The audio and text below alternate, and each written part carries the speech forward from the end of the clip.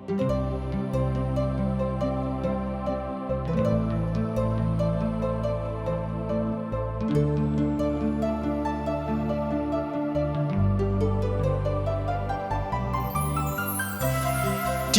द्वारा प्रस्तुत जिंदगी की राह कार्यक्रम में आप सबन का स्वागत बा। ई कार्यक्रम एगो अवसर देला कि हम बाइबल से जुड़ल चीजन का अध्ययन कर सकें और ई जान सकें कि हमारी जिंदगी खातिर परमेश्वर का इच्छा बा।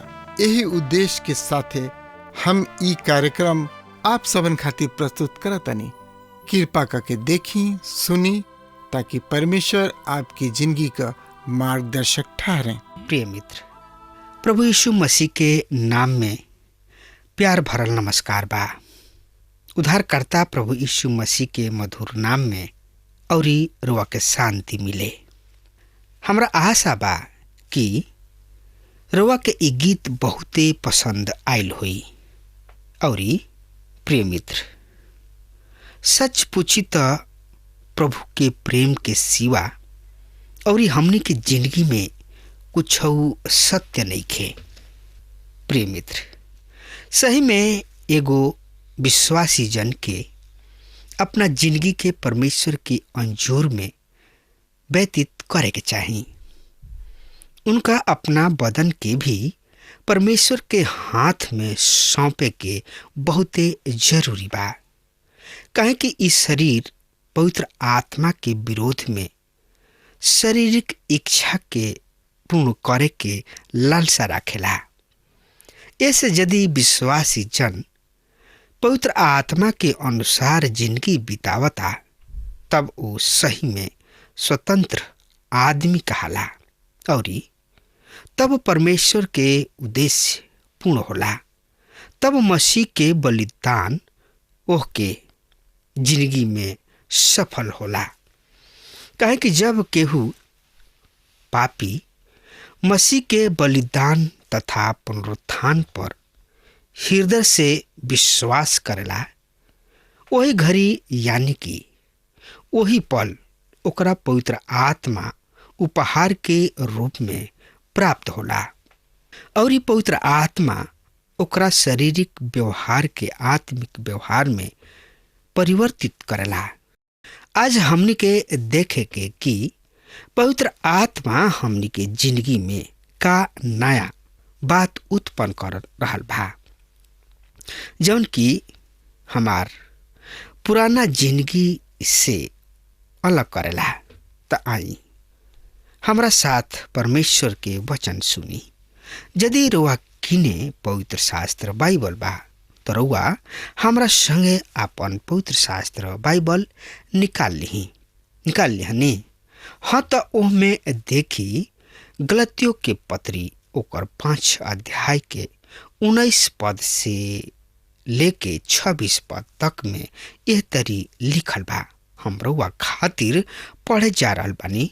रुआ सुनी ध्यान से। देह के काम तो प्रकट बा, जैसे बेविचार, अशुद्ध काम, बेशर्मी, मूर्ति पूजा, जादू टोना, स्वार्थ, झगड़ा, ईर्ष्या, क्रोध, फूट, दलबंदी, डाह, मतवालापन, रंगरेलियां तथा एह तरी के अन्य काम बा, जैसे पहले चेतावनी बा कि ऐसन काम करे वाला तो परमेश्वर के राज्य के अधिकारी ना होई। पर पवित्र आत्मा के फल आनंद, शांति, धीरज, दयालुता, भलाई, विश्वास, नम्रता व संयम, ऐसन काम के विरुद्ध कोनो व्यवस्था नहीं खे। और जौन की मसीह यीशु के ह उ अपना शरीर के ओकर बाउर इच्छा, बाउर मानसा के क्रूस पर चढ़ा देले बाड़न। यदि हम पवित्र आत्मा के द्वारा जियतानी तब पवित्र आत्मा के चलावल रास्ता पर चलहु के चाही। हमने के घमंडी बन के ना एक दूसरा के परेशान करी और ना एक दूसरा से जरी। प्रिय मित्र, 19 से 21 पद में संत पौलुस यहाँ वो कार्य के स्पष्ट कर रहल बने जवन की शारीरिक कार्य है।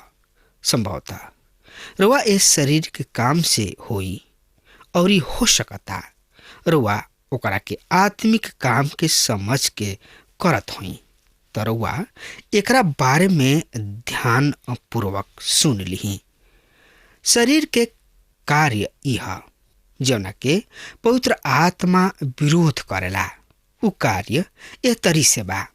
रुआ ध्यान दिही ई पाप ह, ई कामुकता संबंधी घिनौना पाप ह, ई धार्मिक पाप ह, ई सामाजिक तथा व्यक्तिगत पाप ह। सबसे पहले हम कामुकता संबंधी घिनौना पाप के लेवे के यानी कि व्यभिचार पर स्त्री गमन ई पाप विशेषकर विवाहित सबके मध्य पावल जाला। कुंवारी गमन ए पाप के संबंध अविवाहित सबसे बा और ई अशुद्धता यूनानी भाषा में आके ध्यारसिया शब्द के प्रयोग भइल बा। एकरा अंतर्गत अपवित्रता यौन संबंध तथा सब तरीके अश्लीलता है और दूसर का है धार्मिक पाप। मूर्ति पूजा, मूर्ति पूजा के अंतर्गत धन के लोभ तथा प्रत्येक वस्तु शामिल बा जौन की परमेश्वर के स्थान ले ले और प्रत्येक प्राथमिकता मूर्ति पूजा है। लोभी मनुष्य भी मूर्ति पूजा के समान बा यानी कि मूर्ति पूजक है। मूर्ति पूजा परमेश्वर के विरुद्ध गंभीर पाप है। अगला है जादू टोना। यूनानी भाषा में फामेकियक शब्द के प्रयोग भइल बा। मूर्ति पूजक धर्म में नशीला पदार्थ के प्रयोग होला। और आगे है घृणा यानी कि बैर दुश्मनी राखल। और अगला है झगड़ा। यूनानी भाषा में एरिस यूनान के एरिस देवी झगड़ा और कलह के देवी रही। और तीसर का है पाप है सामाजिक पाप। संप्रदाय या होड़ यूनानी भाषा में जुलूस शब्द के प्रयोग भइल बा। ई एक तरीके ईर्ष्या उ दुश्मनी है जौन हमनी के समाज में पावल जाला। शिक्षा उ जिंदगी स्तर में एक दूसरा के होड़ करेला और दूसरा के प्रगति से मन ही मन जरत रहेला। और आगे है क्रोध। यूनानी भाषा में थुमस शब्द के प्रयोग भइल बा यानी कि गर्म स्वभाव। कुछ लोग यह पाप पर घमन करेलन और यह कमजोरी के अपन हथियार बना ले। और आगे है मतभेद। छोट गुटबंदी के खातिर सेवा समाज में मसीह यीशु के उद्देश्य के गहरा आघात पहुंचावेले। आगे है फूट यानी कि विभाजन मसीह के बाटल। और अगला है विधर्म नास्तिकता या पाखंड। आगे है द्वेष हत्या जौन की अपना भाई से राखेला वह द्वेष उ हत्यारा है। ई उ पाप है जौन मनुष्य सामाजिक रूप से परमेश्वर के विरोध करेले। तब तीसर का तरीके पाप है व्यक्तिगत पाप। पहला है एकरा में मतवालापन मदिरापान इस शारीरिक कार्य है जौन की पवित्र आत्मा के विरोध में बा। और दूसर का है रंगरेलिया गुलछारा उड़ावल आमोद प्रमोद और मौज मस्ती कइल चंचलपन ई सब शरीर के कार्य है और ई कार्य पवित्र आत्मा के विरोध में बा। प्रिय श्रोता मित्र भाई बहन ध्यान दही पौलुस एह सूची के और ई कार्य पवित्र आत्मा के विरोध में बा। श्रोता मित्र ध्यान दही पौलुस एह सूची के अंत में लिखताने कि एह तरीके अन्य काम बा एकर तात्पर्य बा कि एकरा व्यक्तिगत यानी कि अतिरिक्त भी अभी अन्य बहुते काम बा जौना के उल्लेख नहीं कल जा सकत। और संत पौलुस स्पष्ट बतावताड़ी कि ऐसन काम करे वाला परमेश्वर के राज के वारिस ना होई। प्रिय श्रोता मित्र भाई बहन, यदि हमनी के परमेश्वर के संतान हो जा और कोनो तरी से हमनी के पाप में गिर जाता नहीं जा तो ई सत्य बा कि परमेश्वर के बालक वही मालिनता में निरंतर पड़ ना रही, बल्कि वो वहां से तुरंते निकले के प्रयास करी, कोशिश करी। मित्र, हमारा जिंदगी में ये तरीक अवसर बहुते हाल आई जबकि हम अपना मसीही स्वतंत्रता के अनुचित लाभ उठौनी और ये आजादी के शारीरिक इच्छा के पूर्ति के साधन बनौनी और पाप में जा पड़नी। पर तत्काल ही पवित्र आत्मा हमरा गलती के दिखौले।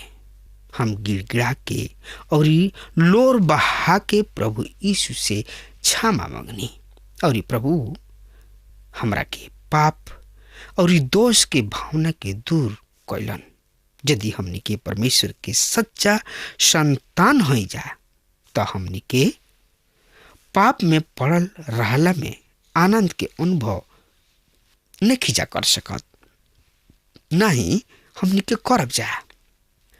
हमनी के ओकरा में से निकले में आनंदित होखब जा। अब शरीर के काम के सूची पर ध्यान करे के पश्चात हमनी के पवित्र आत्मा के फल पर नजर डाले के। पहले तो हमनी के यह बात के देखे के कि शरीर के काम का हो और फिर हमनी में आत्मा के फल होला, एकरा बारे में देखे के। यहाँ हम यह दोनों के अंतर स्पष्ट करे के। शरीर के काम यह जौन की हम औरी रउआ करी न जा, जगरा के नियंत्रण में राखे के खातिर 10 आज्ञा दिहल गोल रहे, यानी कि दिहल गोल बा। पर मसीही जिंदगी के आत्मा के फल उत्पन्न कैल 22 और 23 पद में हमनी के आत्मा के फल पर एक नजर डाले के। आई हमनी के ये पद के पढ़ लिहल जाओ। ए तरी से लिखल बा, पर पवित्र आत्मा के फल प्रेम, आनंद, शांति, धीरज, दयालुता, भलाई, विश्वासता, नम्रता और संयम है। ऐसन ऐसन के विरुद्ध कोनो व्यवस्था नहीं है। प्रभु यीशु मसीह यूहन्ना रचित सुसमाचार के 15वां अध्याय में आत्मा के फल के चर्चा कइल गइल बा। वो कहले कि हमरा बिना तू कुछ नहीं कर सकत और ये फल है जौन कि हमरा जिंदगी में अधिक और बहुत ही अधिक फल देखे चाहेलन। प्रिय मित्र, ये फल हमनी के जिंदगी में प्रभु यीशु मसीह परमेश्वर के आत्मा के द्वारा अपन जिंदगी जिए चाहेलन। उनका हमरा जिंदगी के जरूरत बा। ऐसे प्रिय मित्र, हमरा और रउआ के मसीही जिंदगी जिए खातिर संघर्ष करे के आवश्यकता नहीं है। हमनी के जरूरी बा ये बात से कि हमनी के प्रभु यीशु मसीह के उनका द्वारा अपना जिंदगी के जिए के आज़ादी दे दी जा। हमनी के केवल अपन जिंदगी, अपन बदन उनका के सौंपे के बा और इहे हमनी के आत्मिक सेवा है। याद राखी, यूहन्ना रचित सुसमाचार के 15 अध्याय में हम 4 और 7वां पद में देखे के प्रभु बतौले कि फल ले आवे के रहस्य है प्रभु में बनल रहल। हमनी के पूर्ण समर्पण बहुत ही आवश्यक बा। हमनी के पवित्र आत्मा के हाथ में खुद के सौंपल है। ये पवित्र आत्मा विश्वासी के भीतर फल उत्पन्न करे चाहेलन ए फल के आत्मा के फल कहल जाला और ये आत्मा के फल है प्रेम, आनंद, शांति इत्यादि। ध्यान रखी, ई एगो वचन है, बहुवचन ना है। ई फल है, फल ही ना है, यानी कि अधिक ई फल ना है। प्रेम के बिना आत्मिक वरदान शून्य बा, यानी कि कुछ नहीं खे, जीरो, यानी कि मरल है। यदि मनुष्य में प्रेम नहीं खे तो ऊ कुछ भी नहीं खे। हमनी के इस सत्य के महत्व के समझे के आवश्यकता बा। प्रेम अपन कबहू भला ना देखेला, एकरा अतिरिक्त धीरज, दयालुता, भलाई, विश्वासता, नम्रता और संयम ई आत्मा के फल है। ई फल पवित्र आत्मा प्राप्ति के फल स्वरूप उत्पन्न होला। ई हमनी के संपूर्ण के फल स्वरूप उत्पन्न होला। दूसरा शब्द में कहल जाए, ई हमनी के समर्पण के फल है। एकरा में रुआ कुछ नहीं कर सकत, तो ऊ है समर्पण, जौना के रुआ के करे के बा। प्रभु यीशु के इच्छा बा कि हम और रहुआ सदा आनंदित रही। और तीसर का फल है शांति, जौन की हमनी के धर्म नहीं के दे सकत। रोमियो के पत्री ओकर 5 अध्याय के पहला पद में बतावल गइल बा कि विश्वास से धनी ठहराए जाके परमेश्वर से हमार मेल अपना प्रभु यीशु के द्वारा है। विश्वास योग्यता आत्मा के फल है। एकरा के रहुआ खुद पैदा नहीं कर सकत। मित्र, यदि राउर जिंदगी में प्रेम, आनंद, शांति, धीरज, दयालुता, विश्वास योग्यता, भलाई, नम्रता उस स्वयं से रिक्त है और रहुआ फलहीन जिंदगी से दुखी और शर्मिंदा बानी, अगर ई फल रुआ जिंदगी में नहीं खेता और ये रुआ तुरंत अपन जिंदगी प्रभु के हाथ में सौंप दी। पवित्र आत्मा रुआ भीतर ई फल पैदा करे के पूरा सामर्थ राखेले। श्रोता मित्र, भाई बहन, आज हमने के स्थानीय कलीसिया में आत्म संयम के बहुते आवश्यकता बा। आत्म संयम से तात्पर्य बा परहेज, जिंदगी अर्थात शारीरिक इच्छा सब और कार्य सब के त्यागल, क्रोध, भावना, काम वासना तथा नशीला चीज के सेवन पर आत्मसंयम। आत्मसंयम जरूरी है। पवित्र आत्मा कार्य करे में समर्थ बिया। संत पौलुस बतावेल तड़े कि आत्मा के फल विरुद्ध कोनो व्यवस्था नहीं खे। और 24वां पद में संत पौलुस अब उनका बीच में जौन की मसीह यीशु के है और उनका बीच जौन यीशु मसीह के ना हो एगो चिन्ह खींचताणे। उ बतावताणे कि जौन प्रभु यीशु मसीह के है उ शाम के ओकर लालसा सब और अभिलाषा सब के साथ ही क्रूस पर चढ़ा दिहल गइल। इस शरीर क्रूस पर कब चढ़ावल जाला? जब मसीह यीशु के विश्वासी ई समझ ले कि जब मसीह क्रूस पर मरले तब उ भी उनका साथ मर गइल। तब वो इस आधार पर खुद के उ मसीह के हाथ में सौंप देले। मित्र, रोमियो के पत्री ओकर 6 अध्याय के 13 पद में हमनी के बतावल गइल बा कि ना अपना अंग के अधर्म के हथियार बना के पाप के सौंपा, पर अपना आप के मृतक में से जीवित जान के अपना अंग के हथियार होके खातिर परमेश्वर के हाथ में सौंप दा। मित्र, गलतियों के पत्री ओकर 2 अध्याय के 20 पद में हमनी के संत पौलुस अपना मसीही अनुभव के एहतरी बतावताने। हम मसीह के साथ क्रूस पर चढ़ावल गइल बानी। अब हम जीवित ना रहनी, पर मसीह हमरा में जीवित बाड़े। और हम जौन की संसार में जीवित बानी तो केवल वो विश्वास से जीवित बानी जौन की परमेश्वर के बेटा पर बा, जौन की ऊ हमरा से प्रेम कैलन और ये हमरा खातिर अपना आप के दे दिले। मित्र, ये तरी विश्वासी जन जब मसीह के साथ जीवित भी बाड़े और ई जय संघर्ष के द्वारा ना पर समर्पण के द्वारा है। सब बात के सार ऊ 25 और 26 पद में प्रस्तुत कर रहल बने। आई हमनी के यह पद के पढ़ लिहल जाओ। यहाँ एह तरी से लिखल बा, यदि हम पवित्र आत्मा के द्वारा जीवित बानी तब पवित्र आत्मा के अनुसार चली भी। हमनी के अहंकारी ना बनी जा, एक दूसरा के ना छोड़े के चाही और ना ही डाह रखे के चाही। यहाँ सकारात्मक और नकारात्मक दोनों कथन बा, दोनों कथन है। ई मसीह जन के कैसे जिए के चाही, ओकरा का करे के चाही, ओकरा पवित्र आत्मा के द्वारा जिंदगी बितावे के चाही, ई सब लिखल बा।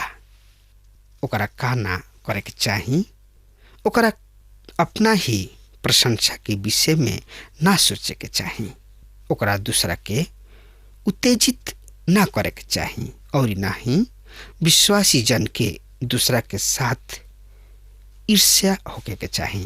तो आज के अध्ययन में हमनी के सीखनी है जा कि हमनी के जय मनुष्य के जिंदगी जिए खातिर अपन पुनः समर्पण प्रभु यीशु मसीह के सामने करी।